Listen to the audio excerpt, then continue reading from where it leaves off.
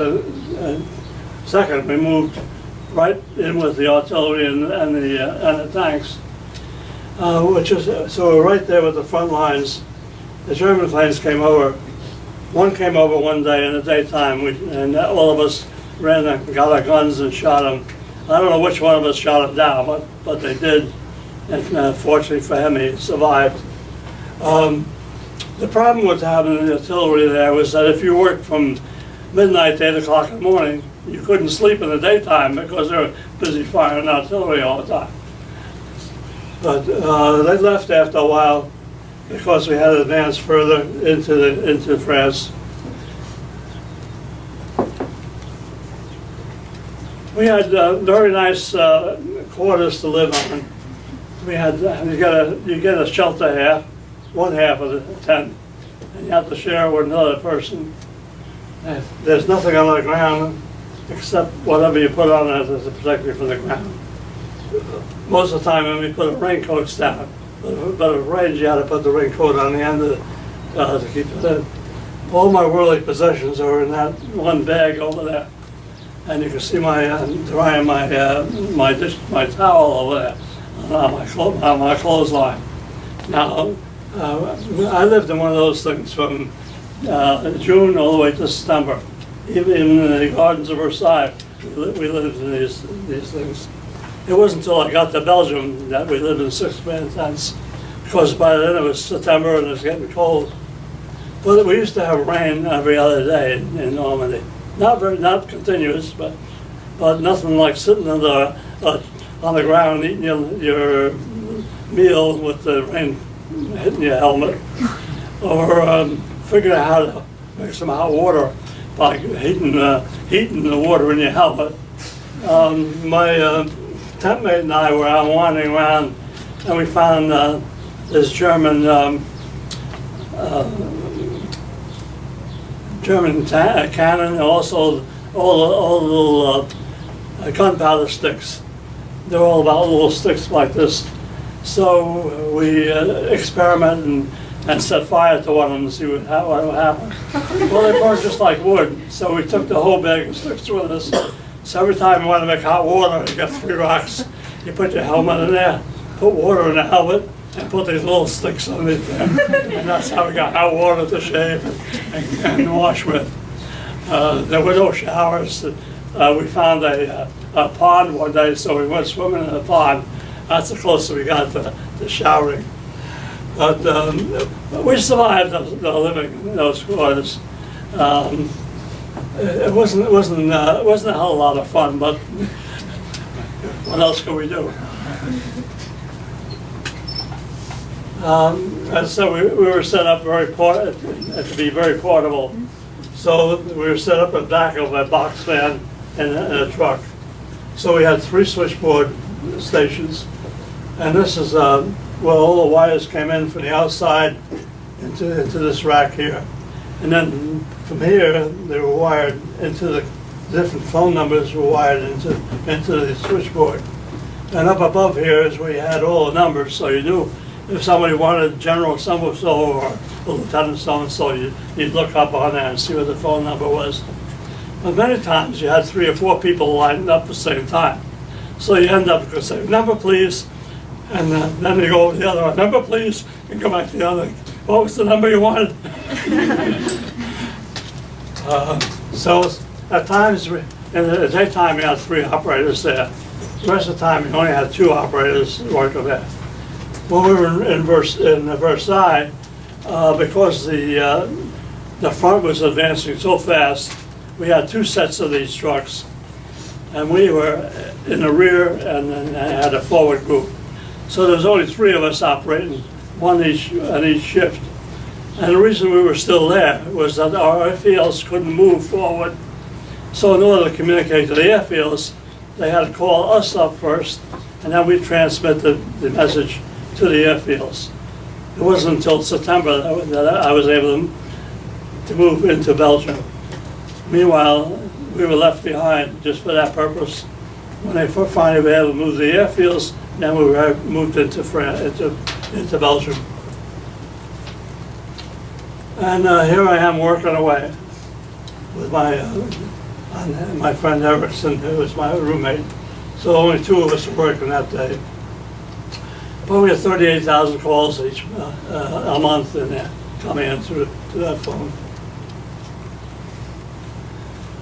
So Normandy, once they advanced from the beaches inland, what the farmers had was each one had their parcel of land, and they had earthen banks separating their land from the other land. Now the Germans could defend themselves by simply putting machine guns at each corner of those fields. So anytime somebody came over the top of those growths, they could machine gun. So finally, one enlisted man figured out that the only way to do this is to put a couple of horns in front of the tanks, made from pipes or railroad tracks or anything else they could use. So when a tank is going into the hedgerow, it doesn't go over the hedgerow, but digs into it and can make a hole right through it. So that way the tanks were able to advance off the roads and through the hedgerows. And that's the only thing that really saved us to help us move out. But we had only gone in 20 miles inside inland. In fact, it had been that long.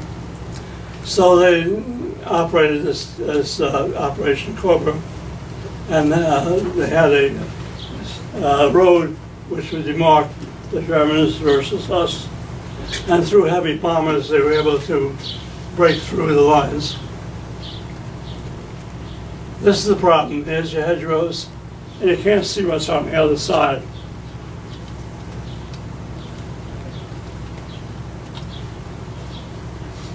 So we broke out by bombing the German lines, and I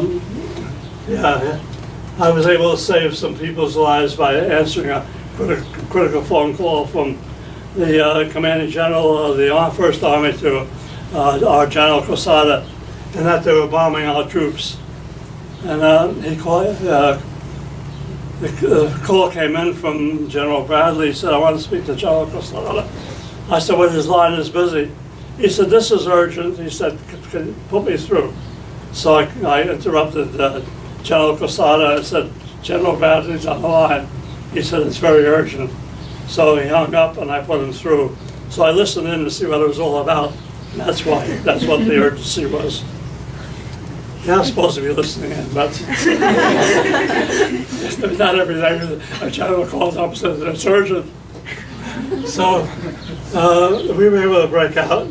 And once we broke out, we surrounded, in one area we surrounded part of the German army. And we ended up going all the way to Belgium and Holland. Meanwhile, I was still camped out in France. We ended up at the Garden of Versailles, and we toured Paris one day, where we were greeted as liberators. I got a souvenir from a young lady who was about 12 years old, who gave me a butterfly pin as a souvenir. I still have it.